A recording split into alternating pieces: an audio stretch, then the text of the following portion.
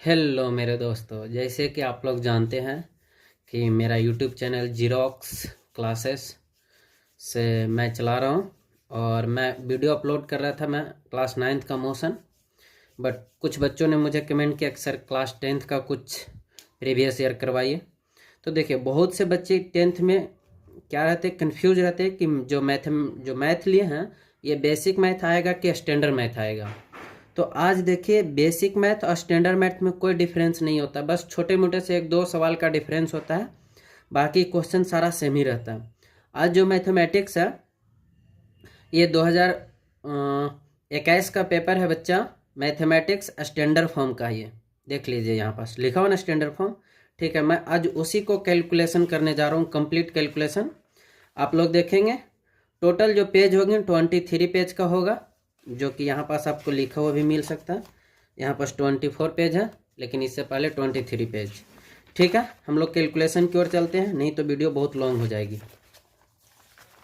सबसे पहले ये क्वेश्चन दोनों मीडियम में रहेगी, इंग्लिश मीडियम और हिंदी मीडियम में, दोनों में। अगर किसी में आपको कन्फ्यूजन लगेगा कि ये इसका हिंदी क्या होगा, तो आप आराम से देख सकते हैं। क्या कह रहा है क्वेश्चन में, ये प्रोबेबिलिटी का क्वेश्चन है। ए bag contains 3 red ball and 5 white ball and 7 black balls. The probability of that a ball drawn from the bags at random will be neither red or nor black. एक क्या है, एक simple सी एक bag है जिसमें क्या है कि कितने बॉल हैं। इसमें बोला गया है कि आपका 3 रेड है, 3 रेड हो गया, और 5 वाइट हो गया, ओके, एंड 7 ब्लैक हो गया। अब आप इसमें पूछा गया है क्या, कि पूछा गया नाइदर रेड और नॉर ब्लैक। तो नाइदर रेड और नॉर ब्लैक होने का, नाइदर रेड और नॉर ब्लैक होने का, तो देख लीजिए व्हाइट होने का क्या प्रोबेबिलिटी है। सर व्हाइट होने का प्रोबेबिलिटी हो जाएगा 5, और बाई में टोटल नंबर। प्रोबेबिलिटी का फॉर्मूला होता है number of favourable outcomes by total possible outcomes. तो इसमें देखिए ये व्हाइट होने का क्या प्रोबेबिलिटी है, तो 3 और 5 हो जाएगा 8 और 7 15। ये हो गया किसको आने का प्रोबेबिलिटी, व्हाइट आने का। अब व्हाइट नहीं आने का प्रोबेबिलिटी नहीं, यहाँ पास बोल रहा है नाइदर रेड और नॉर। तो बच्चा ये जब नाइदर रेड और नॉर बोला है तो इसी का कैलकुलेट कर देंगे, तो ये कैंसिल आउट हो गया 1/3। कि सर वो दोनों नहीं आने का, तो व्हाइट आने का प्रोबेबिलिटी होगा।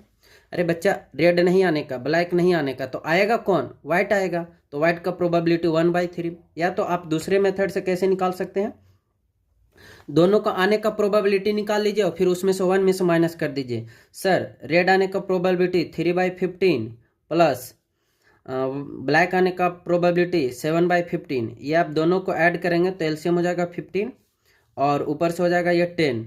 ये आने का प्रोबेबिलिटी हो गया। नहीं आने का प्रोबेबिलिटी हम पी नोट बताते हैं कि पी नोट का क्या हो जाएगा बच्चा, इसका जो सिंबल ये होता है, तो 1 - 10/15, 1 - 10/15 एलसीएम हो गया 15, 15 - 10 डेट मीन्स 5/10, सॉरी 15। अब इसको कैंसिल आउट कीजिएगा तो 1 बाई कितना आएगा, 5 आएगा, सॉरी 1/3। अब देखिए तो ये दोनों सेम आया कि नहीं आया, तो इसका जो ऑप्शन होगा 1/3 ए होगा। कोई कन्फ्यूजन? चलिए अब सेकंड देखिए। The probability of getting a bad eggs in a lot of 400 eggs is 0.045। The number of good eggs, bad egg इतना है 400 का, तो गुड एग कितना होगा। तो सर 400 का बैड एग कितना है, खराब अंडे जो है 0.045। ये खराब अंडे आने का प्रोबेबिलिटी है। तो बाई में आप जब डेसिमल हटाएंगे तो 3 को 0 पुट हो जाएगा, 2 0 से 2 0 कैंसिल आउट हो गया। यहाँ से देखिएगा तो ये आ गया 4 और इंटू में 45 और बाई में 10। बोलो सही है। 5 से काट देते हैं, तो 5 से काटेंगे तो ये कितने बार में कटेगा, 9 बार में। ये कितने बार में, 2 बार में, और ये 2 से 2 बार में, यह आ जाएगा 18। खराब अंडे जो हैं उसमें कितने हैं, 18 है।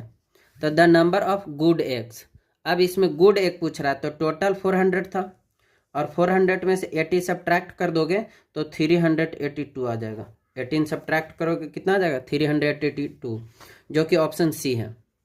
अब हम बात करते हैं क्वेश्चन नंबर 3 की। क्वेश्चन नंबर 3 क्या कह रहा है बच्चा, the perimeter of a circle whose central angle 90 degree and radius 7 centimetre. देखो हमको पेरीमीटर ऑफ ये सेक्टर निकालने बोल रहा है, पेरीमीटर ऑफ ये सेक्टर। तो पेरीमीटर ऑफ ये सेक्टर कैसे निकालेंगे, तो ये 7 प्लस ये 7 और ये वाला लेंथ जोड़ देंगे। तो ये लेंथ कौन सा हो गया, लेंथ ऑफ माइनर आर्क। तो लेंथ ऑफ माइनर आर्क का फॉर्मूला जानते ही हैं, माइनर आर्क ये होता है बच्चा 2 पाई आर और थीटा बाई में 360। थीटा सेंट्रल एंगल की बात करते हैं 2, पाई की वैल्यू 22/7, आर कितना है 7 और थीटा कितना दिया 90 डिग्री। देखो दिया एट सेंट्रल एंगल 90 डिग्री, 90/360। आप कैंसिल आउट करेंगे, 0 0 कैंसिल आउट, ये आ गया 4, 7 से 7 कैंसिल आउट, ये 2 बार में और 2 से ये खत्म 11 बार में। तो यह आ जाएगा 7 7 14 और प्लस 7, तो आप जोड़ देंगे कितना आ जाएगा 21, कितना आ जाएगा, सॉरी ये cancel out 11, this is 11 not 7, 11 हम ऐड करेंगे तो आ जाएगा कितना 25, जो कि ऑप्शन नंबर कितना हो गया आपका सी डी। कोई कन्फ्यूजन। चलो इसके बाद अगर मैं क्वेश्चन नंबर 4 की बात करूं तो इसमें बोल रहा है क्या, a pair of irrational number, दोनों इरेशनल नंबर होना चाहिए, whose product is a rational number. और दोनों को जब मल्टीप्लाई करेंगे, प्रोडक्ट मतलब मल्टीप्लाई करेंगे तो क्या आएगा रेशनल नंबर। तो इसका ऑप्शन देखिए ये √3 और रूट कितना 27, ये देखिए ये तो दोनों रेशनल नंबर है, ये नहीं होगा। इसमें दोनों इरेशनल नंबर है, क्या दोनों को प्रोडक्ट करेंगे तो रेशनल नंबर आएगा, नहीं आएगा। इसमें दोनों रेशनल नंबर है, इरेशनल नंबर है ही नहीं। तो ये देखो ये दोनों इरेशनल नंबर है और दोनों को जब मल्टीप्लाई करोगे तो आ जाएगा √81, 81 का वैल्यू आ जाता कितना 9, जो कि रेशनल नंबर है। अब मैं बात करता हूँ आगे, क्वेश्चन नंबर 4 तक हुआ था, क्वेश्चन नंबर 5 की बात करता हूँ। 5 कह रहा maximum number of common tangents, maximum number of common tangents that can be drawn two circles intersecting at two in distinct point। दो सर्कल है और दोनों एक दूसरे को डिस्टिंक्ट पॉइंट पे कट कर रहा है, कितने पॉइंट पे, डिस्टिंक्ट पॉइंट पे। तो कितने कॉमन टेंजेंट होगा, मैक्सिमम कॉमन टेंजेंट जो दोनों में हो, कॉमन मतलब दोनों में हो, और तो कितने पॉसिबल हो सकता है, इधर करेंगे तो इसमें नहीं आएगा, इधर करेंगे तो फिर इस सर्कल में नहीं है, कॉमन होने का तो यही दो पॉसिबिलिटी है। तो इसका आंसर हो जाएगा सी नंबर। अब क्वेश्चन नंबर 6 की बात करते हैं। From a point of the ground whose 30 metre away from the foot of the vertical, ठीक है। तो यहाँ से एक 30 मीटर दूर है बच्चा vertical. Angle of elevation top of the tower found is 60 degree. Angle of elevation यहाँ पास जो है वो 60 डिग्री है, okay. Then find the height of the tower. तो आपके ये पूछा जा रहा है ये BC। आप यहाँ से tan क्या लगा देंगे 60 is equal to P/B, P मतलब AB और B कितना है 30। tan 60 का वैल्यू होता है √3 और यहाँ से क्या हो जाएगा AB और ये बच्चा 30 को क्रॉस मल्टीपल कर देंगे तो आ जाएगा 30√3 इज इक्वल्स टू AB। ये आपका आंसर हो गया। इतनी बात आए समझ में, ठीक। अब आगे सुनो, कह रहा give this is equal to इतना, ठीक है। HCF of this and this is equal to 40 and LCM of this and this is equals to this into this, then find the value of K। तो हम लोग जानते हैं कि product of to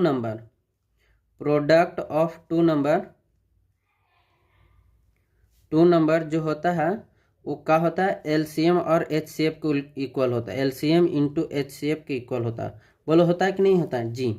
तो यहाँ प्रोडक्ट ऑफ टू नंबर, दोनों number क्या क्या है, तो है बच्चा 2520 एंड 6600, ये है। ये दोनों को प्रोडक्ट कर दिया, इधर LCM इंटू HCF हो जाएगा कितना 50252 इंटू K, ठीक है, ठीक। अब देखो 1 0 से 1 0 कैंसिल आउट हो जाएगा इंटू में, और इससे काटोगे तो देखो तो ये 10 बार में कटेगा। अब 2 से काट दो इसको तो ये 2 से कटेगा 5 बार में। अब 2 से इसको काट दो, कितने बार में कटेगा 2 से, तो ये हो जाएगा 33 इंटू 0। मल्टीप्लाई कर दो, 0 में 5 से मल्टीप्लाई करोगे 0, 5 में 3 से तो 15 कैरी हो गया 1, 15 1 16 1650 1605 जो कि ऑप्शन नंबर ए है। अब ये क्वेश्चन नंबर 8 है, इसमें क्या कह रहा है the mean of 5 number is 15। 5 number का मीन कितना है 15 है, 5 गो नंबर का जो मीन है वो कितना है 15 है, ठीक है। एंड इंक्लूडेड वन मोर, एक और बढ़ जाता है। ऑफ हिज नंबर बिकम्स 70, जिसका नंबर कितना आता है 70, द इंक्लूडेड नंबर। अब देखिए पहले से मीन कितना था, पहले से मीन कितना था बच्चा 15 था। अब एक आदमी और ऐड हो जाता है, अब एक आदमी और ऐड हो जाता है, बिकम्स 17, तो उसका जो मीन आ जाता है 17 आ जाता है। तो देखो तो पहले 15 से बढ़ा कितना 2 बढ़ा, अरे बोलो कितना बढ़ा 2 बढ़ा, पहले 15 था अब मीन कितना हो गया 2। तो बच्चा जो पहले मीन था उसमें फिर से 2 ऐड होके मतलब 17 ही इसका आंसर आएगा। नहीं आया समझ में? हम लोग बोले थे कि जितना अगर नंबर ऑफ ऑब्जर्वेशन में बढ़ेगा उतना ही मीन में बढ़ जाएगा। जैसे कि मान लो कि 5 गो का मीन आ रहा है तुम्हारा 8, तो इसमें मान लो कि 3 नंबर जोड़ दिए तो 5 हो गया, इधर हो गया 3, तो इधर भी तुम्हें 8 में 3 जोड़ना होगा। तो 15 में 2 ही ना बढ़ा था, पहले 15 था अब 2 बढ़ा, तो सर उधर भी 2 जोड़ना पड़ेगा, तो कितना हो जाएगा 17, कितना होगा 17। कोई कन्फ्यूजन नहीं आया समझ में? 17 ऑप्शन नंबर सी। अब उसके बाद बात करते हैं क्वेश्चन नंबर 9 की। क्वेश्चन नंबर क्या कह रहा, the pair of linear equation this x plus 2y plus 5 is equals to 0 and minus 3 is equal to 6y minus 1 has how many solutions? इसका कितने सॉल्यूशन होंगे? तो देख लो x प्लस 2y और plus 5 is equals to 0। Second equation को arrange करके लिख लेते हैं, तो ये हो जाएगा 3x और माइनस 6y और plus 1 is equals to 0। Arrange करके लिखेंगे तो अब देखो a1 by a2 is equal to b1 by b2 is equal to c1 by c2। अब जिस हिसाब से रहेगा उसका वैल्यू पुट कर देंगे, a1 का वैल्यू 1, a2 का value 3 is equal to b1 का वैल्यू 2 और b2 का वैल्यू 6 माइनस में ऊपर चला जाएगा, और c1 का वैल्यू 5 और c2 का वैल्यू 1। अब देखिए तो एक अगर देखा जाए तो एक माइनस में था ना, दिस, इसको बच्चा हम इधर ही रहने दिए, इसको इधर ले आए तो हो गया माइनस में, ठीक है, ये प्लस वाला माइनस में हो गया, ये बाकी सब सेम है, ठीक है। तो इसका वैल्यू 1 और अच्छा इस चीज़ को इधर ट्रांसफ़र करे तो -3x है ना, ये माइनस ऊपर चला जाएगा। तो यहाँ से देखिए इसको कैंसिल आउट करेंगे तो -1/3 और ये भी कट जाएगा तो -1/3, लेकिन ये आने का चांस है कभी -1/3, तो ये not equal to c1/c2। c1/c2 जो है इक्वल नहीं है a1/a2 के। तो इस कंडीशन में बताइए कितने सॉल्यूशन थे? नो सॉल्यूशन थे, नो सॉल्यूशन, जो कि ऑप्शन नंबर कौन सा हो जाएगा? डी हो जाएगा। कोई कंफ्यूजन? अब इसके बाद हम 10 नंबर की बात करते हैं, तो 10 नंबर यहाँ पास है। कह रहा है बच्चा, if the given figure O is the centre of circle, M N is the कोड and tangent M L is the M makes in the angle 70 degree. Okay, M N is the measure of angle M O N का angle निकालना है। तो देखिए ये वाला 70 degree है, तो एक टेंजेंट जो होता है सर्कल का, जो टेंजेंट होता है वो कितना डिग्री बनाता है सेंटर के साथ, सॉरी रेडियस के साथ 90 डिग्री। तो यहाँ से यहाँ ये पूरा 90 डिग्री बना रहा था, लेकिन ये 70 है, तो अंदर वाला कितना हो जाएगा? 20 डिग्री होगा। अरे बोलो, और ये दोनों रेडियस है, तो ये कैसा आइसोसेलेस ट्रायंगल हो गया, तो ये भी 20 और ये भी 20। तो सेंटर पर का एंगल कितना हो जाएगा? एक ट्रायंगल का तीनों एंगल का सम होता है 180, तो 2 गो हो गया 20 और एक एंगल को मान लेंगे क्या नाम है, O इज इक्वल टू 180। ये दोनों को ऐड हो जाएगा तो हो जाएगा 40 और ये हो जाएगा D, तो ये आ जाएगा कितना 140 डिग्री। कितना डिग्री? 140 डिग्री, जो कि ऑप्शन बी है।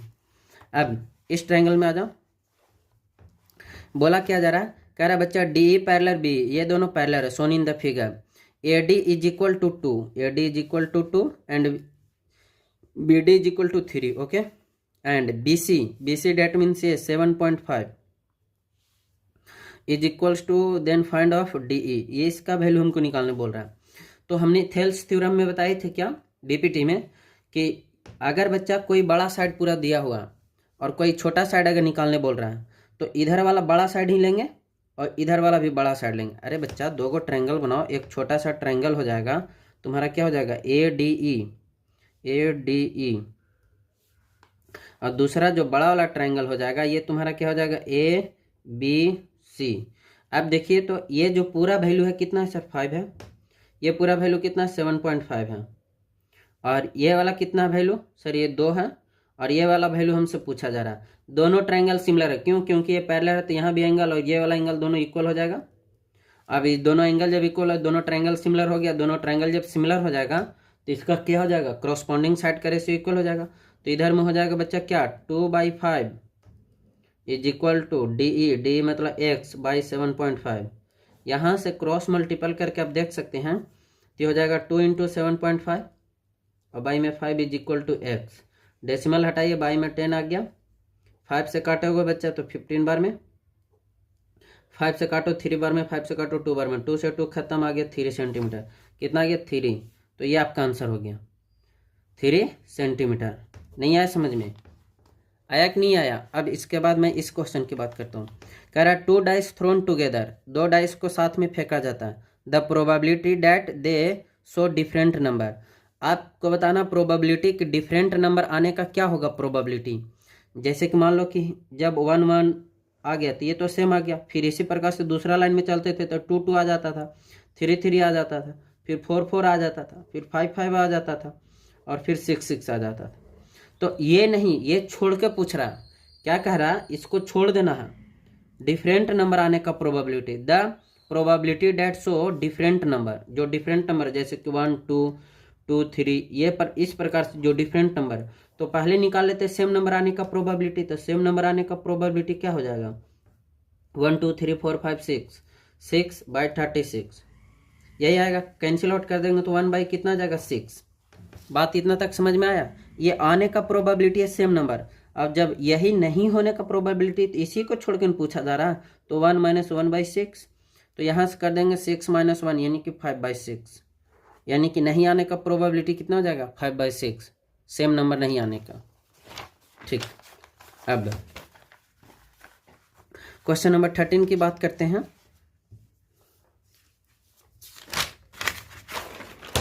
थर्टीन में देखिए क्या कह रहा है, क्वेश्चन नंबर 13 कह रहा है बच्चा, if sine alpha is equal to √3/2, sine alpha का वैल्यू कितना √3/2 है, और कॉस बीटा का value √3/2, then alpha tan alpha और tan बीटा का वैल्यू पूछा जा रहा है आपसे। ठीक है, तो tan अल्फा tan बीटा का वैल्यू अगर पूछा जा रहा है तो हम यहाँ से लिख सकते हैं कि साइन अल्फा है √3/2, तो ऐसे इसका वैल्यू भी निकाल सकते हैं आराम से। हाँ देखिए, तो √3/2 किसका होता है, साइन अल्फा, ये हो जाएगा साइन 60 का वैल्यू, साइन से साइन खत्म, तो अल्फा का वैल्यू कितना गया 60 डिग्री। बोलिए हाँ या ना। अब उसी प्रकार से कॉस बीटा का वैल्यू है √3/2 कॉस बीटा का वैल्यू कितना आता है, तो यहाँ से हो जाएगा कॉस 30 डिग्री, कॉस 30 डिग्री का वैल्यू होता है, तो कॉस से कॉस खत्म, बीटा का वैल्यू कितना गया 30 डिग्री। अब यहाँ से आपको पूछा है tan alpha into tan beta, tan alpha into tan beta, तो क्या करेंगे, अल्फा की जगह पर बच्चा कितना पुट करेंगे सर 60 डिग्री, तो हो जाएगा tan 60 डिग्री, और इंटू ये हो जाएगा tan 30 डिग्री। अब आप जानते हैं tan 60 का वैल्यू होता है √3 और इसका वैल्यू होता है 1/√3, √3 से √3 कैंसिल आउट आ गया, इसका वैल्यू कितना 1, कितना आ गया 1, जो कि ऑप्शन नंबर सी है। कौन सा ऑप्शन है, सी। कोई कंफ्यूजन नहीं आ रहा समझ में? अब इसके बाद 14 की बात करते हैं। 14 नंबर क्वेश्चन, 14 नंबर में क्या कह रहा है बच्चा, बोला जा रहा है 14 नंबर में कि what should be added from the polynomial this so that 3 is the zero of the resulting polynomial. कह रहा है इस पोलिनोमियल में आप क्या ऐड करेंगे ताकि जो 3 है इसका क्या आ जाएगा, जीरो हो जाएगा। तो इस प्रकार की क्वेश्चन में जब ये जीरो लाना है तो एक्स की जगह पर पुट कर दो, जो रिमाइंडर आ जाएगा वही आपको क्या करना पड़ेगा, ऐड करना पड़ेगा। जैसे कि मान लो कि आपका जो पोलिनोमियल है ये है, क्या है, x² - 5x और +4। अब इसमें क्या ऐड करें ताकि मेरा 3 जो है क्या हो जाएगा, जीरो हो जाएगा। तो आप क्या कीजिएगा, 3 एक्स की जगह पर 3 रखिए, तो 3 का स्क्वायर -5 इंटू 3 और +4। जब 3 का स्क्वायर करेंगे तो 9 आ जाएगा, -15 आ जाएगा, +4 आ जाएगा। अब जोड़ेंगे तो ये आ जाएगा कितना 13 - 15, जिसका वैल्यू आ गया -2। मतलब इसमें हम -2 जोड़ेंगे तो जो 3 है वो क्या आ जाएगा बच्चा, रिजल्टिंग पोलिनोमियल। बोलिए आएगा कि नहीं आएगा? तो इसमें क्या बोल रहा है, is the zero of the resulting polynomial, what should be added. अब बच्चा ऐड करना हमको, क्या करना है, ऐड करना है। तो हम इसमें 2 ऐड कर देते हैं। जैसे कि मान लो कि यहाँ पास आप 2 ऐड कर देते हैं, लेट अस सपोज ये 2 ऐड कर देते हैं, तो देखिए तो इसका वैल्यू 0 आता है कि नहीं आता, बिल्कुल आ जाएगा।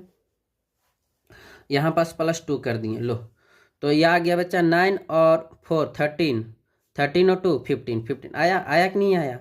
तो जो यहाँ पास आया, मान लो कि ये ऐड करने पर तो x - 2 = 0, तो x का वैल्यू कितना आ जाएगा, 2 ही ना आएगा। नहीं आया समझ में कि कैसे कैसे हम लोग कर दिए, बोलो। देखो ना जी, अगर ये 2 हटाकर हम कर रहे थे तो आ रहा था -2, अगर हम 2 इसमें ऐड कर देते हैं तो बच्चा ये 3 वेरीफाई कर देता। तो ये यहाँ पास क्या ऐड करना पड़ेगा, 2 ऐड करना पड़ेगा, जो कि ऑप्शन नंबर तुम्हारा बी है। अब इसके बाद मैं बात करता हूँ क्वेश्चन नंबर 15 की। कह रहा the smallest irrational number by which √20 should be multiplied so gate A rational number. कह रहा है इसमें से कौन सा जो है ऑप्शन छोटा से छोटा स्मॉलेस्ट इरेशनल नंबर, जो कि इसमें मल्टीप्लाई करेंगे तो आपको क्या मिल जाएगा, रेशनल नंबर। तो देखो तो √20 और √20, तो √20 तो हो जाएगा 400, जिसका वैल्यू आ जाएगा 20, ये रेशनल नंबर तो है। दूसरा अगर मैं बात करूँ √20 × 2 तो आ जाएगा √40, जो कि परफेक्ट स्क्वायर रूट नहीं है। अगर मैं √20 में 5 से मल्टीपल करूँगा तो ये आ जाएगा, ये तो हो ही नहीं सकता। तो √20 × √5 कर दूँ तो हो जाएगा √100, और इसका वैल्यू कितना आ जाएगा 10। तो यहाँ पास 2 पॉसिबिलिटी था, एक 20 था एक 10 था, तो इस दोनों में से कौन स्मॉलेस्ट नंबर है, तो डी। तो डी आपका आंसर हो जाएगा। बोलो आया समझ में कि नहीं आया, कौन सा आंसर हो जाएगा, डी हो जाएगा, डी। अब इसके बाद कह रहा if the diagonals of a quadrilateral divides each other in proportionally then it is. देखो एक कह रहा क्वाड्रिलेटरल होगा, अब कौन सा क्वाड्रिलेटरल होगा हमको पता नहीं है, बस मैं डायग्राम बना दे रहा हूं, ठीक है। इक्वल प्रोपोर्शनली, जो इसका डायगोनल होगा वो इक्वली काटेगा, यहां से ये और ये दोनों का होगा इक्वल होगा। तो पैरेललोग्राम में तो ऐसा नहीं होता था, पैरेललोग्राम में दिस = दिस होता था, दिस = दिस, ये तो नहीं होता था इसका इक्वल। तो अब ट्रेपीजियम की बात कीजिए, ट्रेपीजियम में ये होता था, ट्रेपीजियम यहाँ से ये चलता था, ये चलता था। अब ये दोनों जो होता था ये इक्वल होता था कि नहीं होता था, तो इसका जो आंसर हो जाएगा वो ट्रेपीजियम हो जाएगा। कौन सा हो जाएगा, ट्रेपीजियम। अब इसमें देखो कह रहा है बच्चा the common difference of the AP, इसका कॉमन डिफरेंस निकालना। तो कॉमन डिफरेंस का फॉर्मूला होता है a2 - a1, तो ये हो गया a2, तो a2 की वैल्यू कितना 1 - 4x और बाई में 2x, इसमें से माइनस कर दो a1 को, दिस 1/2, तो यहाँ से 1/2x, यहाँ से आप लोग करेंगे तो क्या हो जाएगा 2x एलसीएम हो जाएगा, और यहाँ से आ जाएगा 1 - 4x और -1, माइनस प्लस कैंसिल आउट, यहाँ से आ गया -4x/2x, x कैंसिल, ये 2 कैंसिल, -2 आ गया, कितना आ गया कॉमन डिफरेंस -2। अभी भी सेटिस्फाई नहीं है, -2 बी ऑप्शन है, ये सही हो जाएगा। कोई कन्फ्यूजन।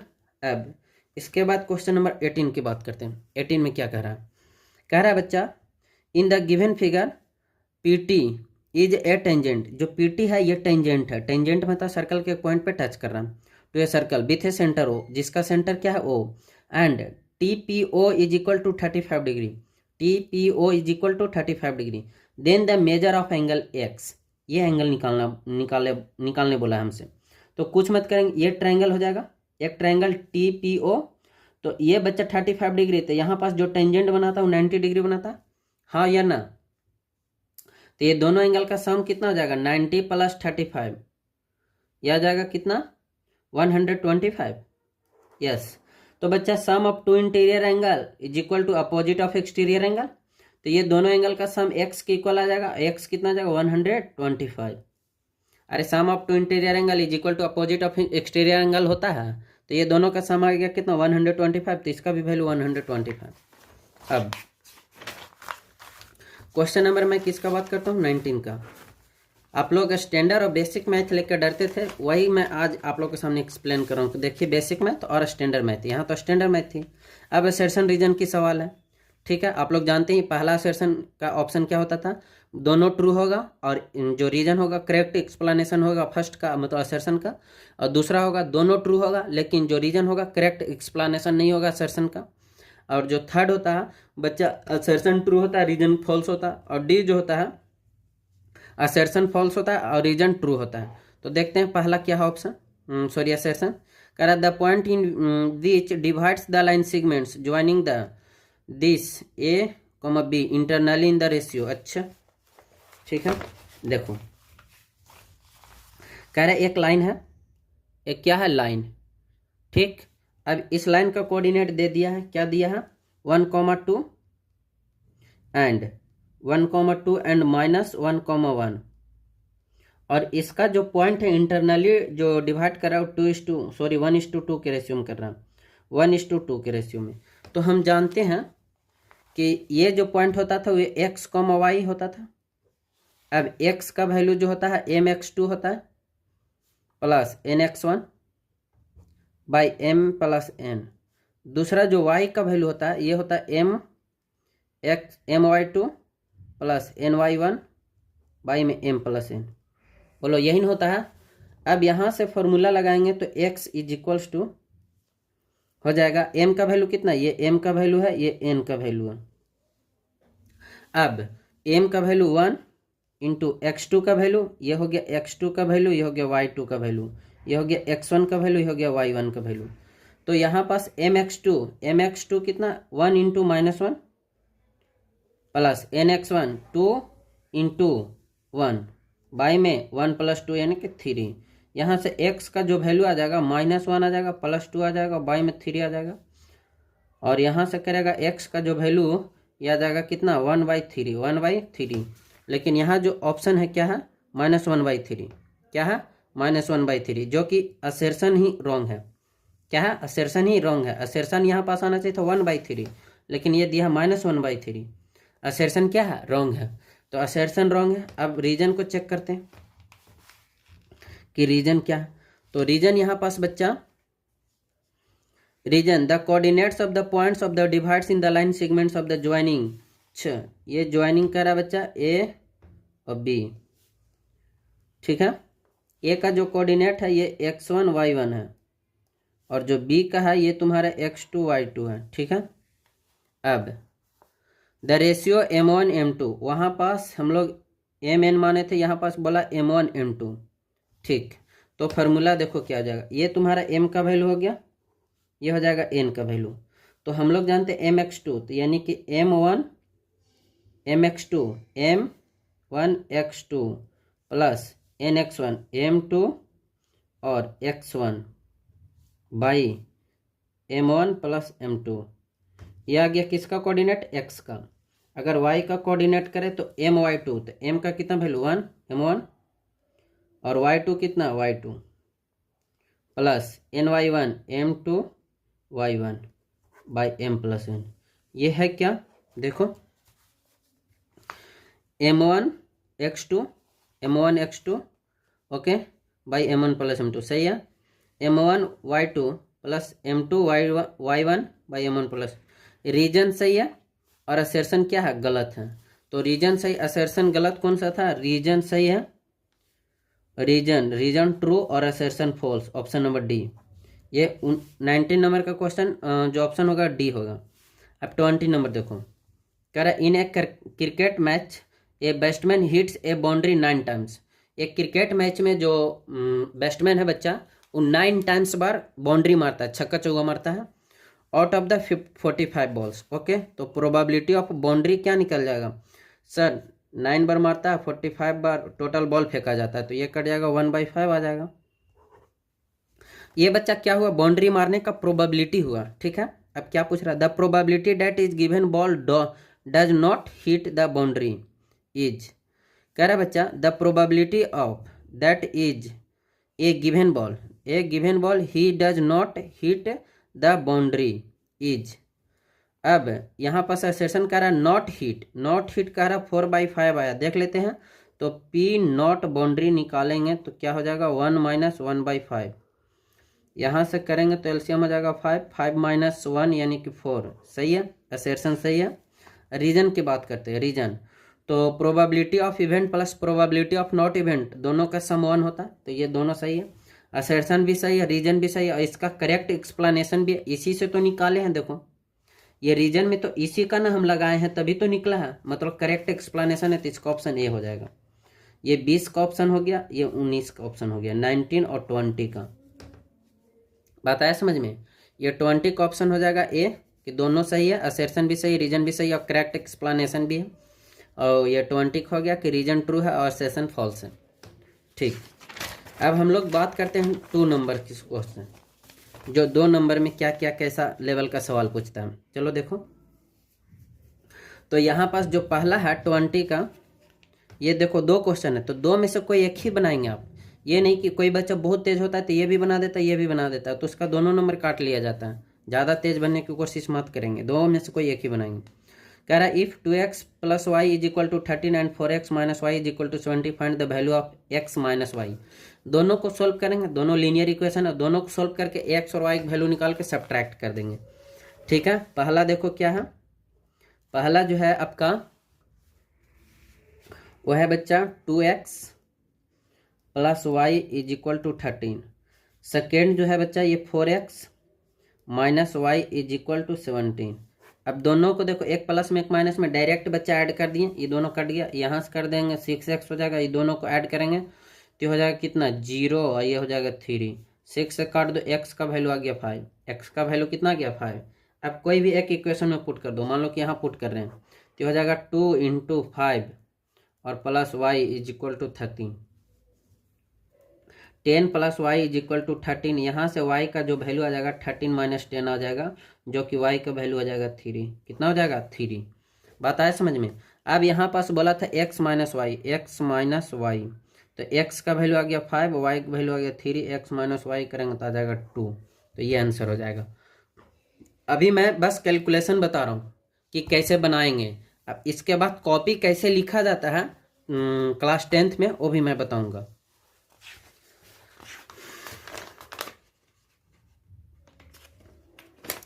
इसके बाद अगर बात करें क्वेश्चन नंबर ये सेकंड भी बना देते हैं, बनाए या छोड़ दें। देखो ये मेरा प्लस पॉइंट, ये टाइम जाएगा, कोई बच्चा कंप्लेन करेगा कि सर आप अगर इतना देर में बनाए तो हम कितना, मैं समझा के भी बना रहा हूँ, और वाला भी क्वेश्चन कहेगा तो बना देता हूँ, नहीं बनाऊंगा तो कहेगा बच्चा कि छोड़ दिए सर, मैं क्या करूँ, मुझे वही क्वेश्चन बनाना था। ठीक है, देखो sum of 2 number is equal to 105। मान लेंगे लेट फर्स्ट नंबर जो है बच्चा वो तुम्हारा x है, फर्स्ट नंबर क्या है x, एंड सेकंड नंबर जो है वो तुम्हारा क्या है y है। चलो ठीक है, दोनों मान लिए। अब बोला दोनों का सम, तो x प्लस वाई का जो सम हो गया 105 हो गया। अब दोनों का डिफरेंस, तो x माइनस वाई का जो डिफरेंट है वो ये 45 है, अकॉर्डिंग टू क्वेश्चन। अब देखो एक प्लस में एक माइनस में डायरेक्ट सम करेंगे, adding equation first and second, ये इस बात को आप लोग जानते ही हैं। तो दोनों को सम करेंगे तो ये हो जाएगा 2x, और ये दोनों को सम कर दो तो ये हो जाएगा 150। यहाँ से कैंसिल आउट कर देंगे तो x का वैल्यू आ जाएगा कितना 75। अब जब x का वैल्यू 75 आ गया तो आप पुट कर दीजिए कि x plus y is equal to कितना था 105 था। अब x के जब लिखो 75 plus y is equal to 105, y का वैल्यू यहाँ से हो जाएगा 105 माइनस 75, ये हो जाएगा 0 और ये हो जाएगा 3, तो y का वैल्यू कितना आ गया 30। x का वैल्यू 75, y का वैल्यू 30। कोई कन्फ्यूजन?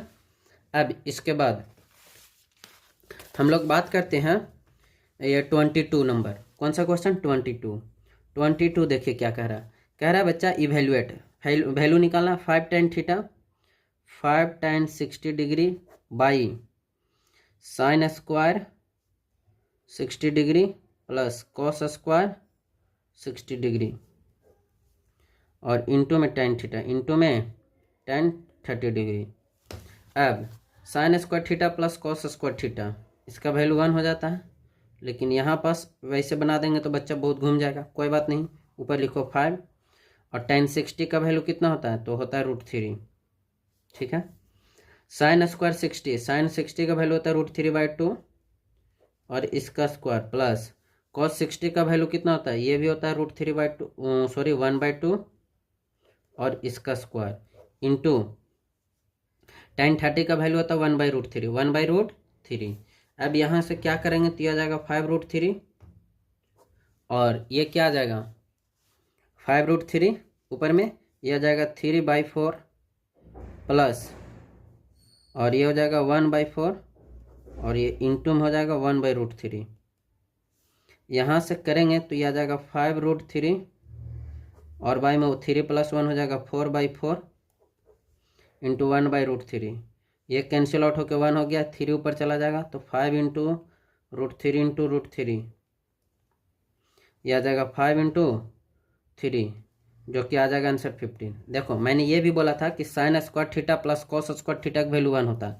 इसका वैल्यू कट के देखो 1 आया तो ये वही ना बचा। अरे बोलो यहाँ पास हम 1 डायरेक्ट लिख देते तुम लोग कहता सर क्या कर रहे हैं, हमको वैल्यू याद है, मैं वैल्यूज बनाऊंगा।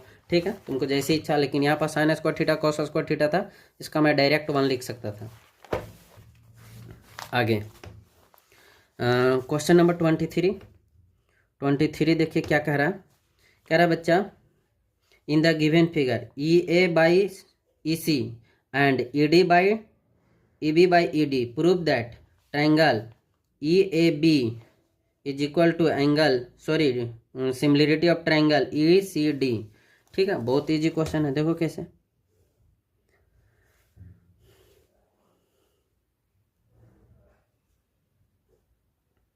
ये बच्चा ट्रायंगल हो गया, इसका नाम रख लो ABE और इधर से ट्रायंगल हो जाएगा DC। अब बताइए तो ये वाला एंगल जो है ये वाला एंगल की इक्वल हो गया। ठीक है, और हमको गिवन क्या गिवन है कि EA जो EA होगा EA ये वाला, इसका इक्वल कौन होगा EB ये वाला। ठीक है, और EC जो है EC